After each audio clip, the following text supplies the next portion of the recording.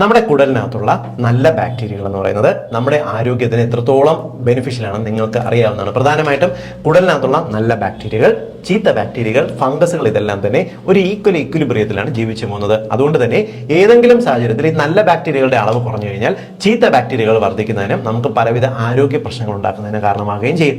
നമുക്ക് അലർജി പോലുള്ള രോഗങ്ങൾ ചെറുക്കുന്നതിന്, രോഗപ്രതിരോധ ശേഷി വർദ്ധിപ്പിക്കുന്നതിന്, ദഹനം ശരിയായിട്ട് നടക്കുന്നതിന്, ചിലയിനം ക്യാൻസറുകളെ ചെറുക്കുന്നതിനെല്ലാം ഈ നല്ല ബാക്ടീരിയകൾ ആവശ്യത്തിന് ഉണ്ടാകേണ്ടത് അത്യാവശ്യമാണ്.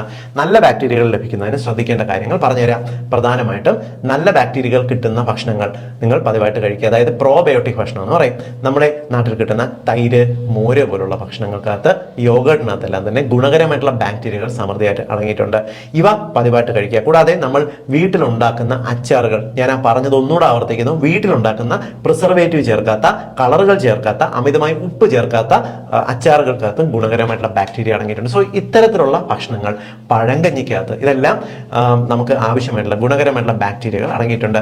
ഇവ പതിവായിട്ട് കഴിക്കുന്നത് കുടലിനകത്ത് ചീത്ത ബാക്ടീരിയകൾ കൂടാതെ നല്ല ബാക്ടീരിയകൾ കൂടാൻ സഹായിക്കും. ഇനി നല്ല ബാക്ടീരിയകൾ മാത്രം മതിയോ? ഇവയ്ക്ക് കഴിക്കാനുള്ള ഭക്ഷണം കൂടെ വേണ്ടേ? നമ്മൾ അതിനുവേണ്ടി കഴിക്കുന്ന ഭക്ഷണത്തിന് പ്രീബയോട്ടിക് ഭക്ഷണം എന്ന് പറയും. ധാരാളം പച്ചക്കറികൾ, ഇലക്കറികൾ പോലുള്ള ഭക്ഷണങ്ങൾ, കിഴങ്ങ് വിഭാഗങ്ങൾ, നട്ട്സ്, ഇവയെല്ലാം തന്നെ പ്രീബയോട്ടിക് ഭക്ഷണങ്ങളാണ്. ഇവ ശരിയായിട്ട് കഴിക്കുന്നുണ്ടെങ്കിൽ നമ്മുടെ കുടലിനകത്തുള്ള ബാക്ടീരിയകൾ സഫീഷ്യൻ്റ് ആയിട്ടിരിക്കും.